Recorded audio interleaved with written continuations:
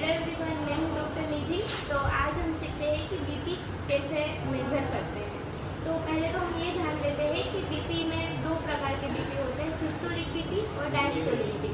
जो systolic BP होता है वो होता है प्रेशर ड्यूरिंग हार्ट कॉन्ट्रैक्शन, और जो डायस्टोलिक बीपी होता है वो होता है प्रेशर ड्यूरिंग हार्ट रिलैक्सेशन। अब जो ये बीपी मेजरमेंट के जो इंस्ट्रूमेंट है उसमें तीन टाइप के होते हैं। एक होता है ये स्फिग्मोमेरोमीटर, जिसमें मर्क्यूरी होता है, और दूसरा होता है मैनुअल, थर्ड होता है डिजिटल। जो सबसे बेस्ट और एक्यूरेट और क्लिनिकल जो इम्पोर्टेंट डिवाइस है वो ये स्फिग्मोमेरोमीटर वाला डिवाइस है।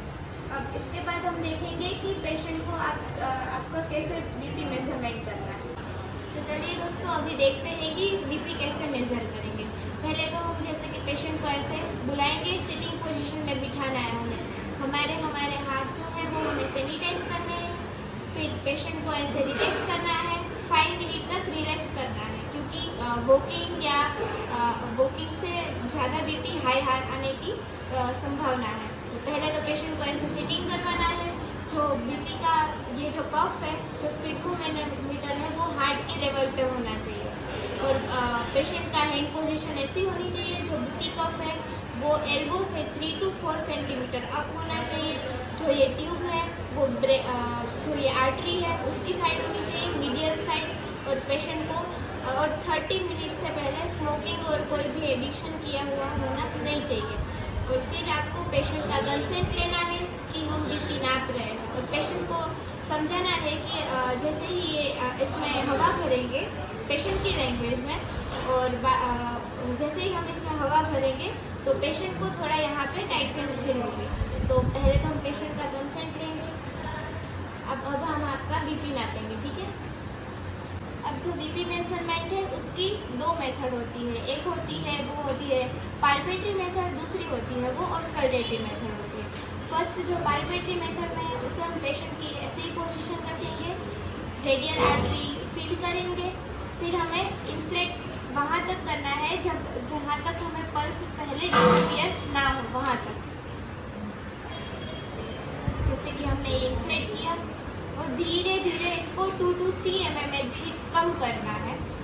और जब हमें रेडियल आर्टरी के जो पल्स है वो वापस फील होने लगे, रीअपियर हो, वो होगा हमारा सिस्टोलिक बीपी। अब इसका यूज़ कब होता है? जब पेशेंट का शॉक में हो, एम्प्यूटेटेड पेशेंट हो कोई भी, तो उसमें हम यूज़ कर सकते हैं। और इसमें मोस्ट कॉमन जो एडवांटेज है वो है कि इसमें ऑस्कल्टेटरी गैप नहीं मिलता, तो ये प्योर रीडिंग बताती है हमें सिस्टोलिक बीपी की। ऑस्कल्टेटरी मेथड इसमें क्या करेंगे, जो पाल्पेटरी मेथड का सिस्टोलिक बीपी है, जैसे कि सपोज कि पेशेंट का सिस्टोलिक बीपी आया 130, तो उससे हम 30 हायर तक हम इन्फ्लेट करेंगे। तो और अपना जो स्टेथोस्कोप है वो ब्रेकियल आर्टरी जो मीडियल साइड में है वहाँ रखेंगे, और फिर 130 से 160 तक इन्फ्लेट करेंगे। फिर धीरे धीरे 2 to 3 mm डिक्रीज करके पेशेंट साउंड सुनेंगे। जो फर्स्ट साउंड आएगी वो होगी सिस्टोलिक बीपी, और जो साउंड जहाँ पे साउंड डिसअपियर होगी वो होगा डायस्टोलिक ब्लड प्रेशर। तो जो फर्स्ट साउंड है उसको बोलते हैं फेज़ 1, और जो फिफ्थ साउंड है उसको बोलते हैं फेज़ 5। तो फर्स्ट होगा वो होगा सिस्टोलिक बीपी, और फेज़ 5 का होगा वो होगा डायस्टोलिक बीपी। अब चलिए दोस्तों, अब जानते हैं वाइवा के क्वेश्चन आंसर, जिसमें मोस्ट कॉमन क्वेश्चन आंसर है वो है कोरोस्कोप साउंड, जिसके 5 फेज होते हैं, tap, speech, loud, muffle and gone. जो फर्स्ट फेज होता है उसको बोलते हैं टेपिंग साउंड, जो इंडिकेट करता है सिस्टोलिक ब्लड प्रेशर को। और जो फिफ्थ होता है, जो डिसअपियर साउंड होता है, उसको बोलते हैं डायस्टोलिक ब्लड प्रेशर।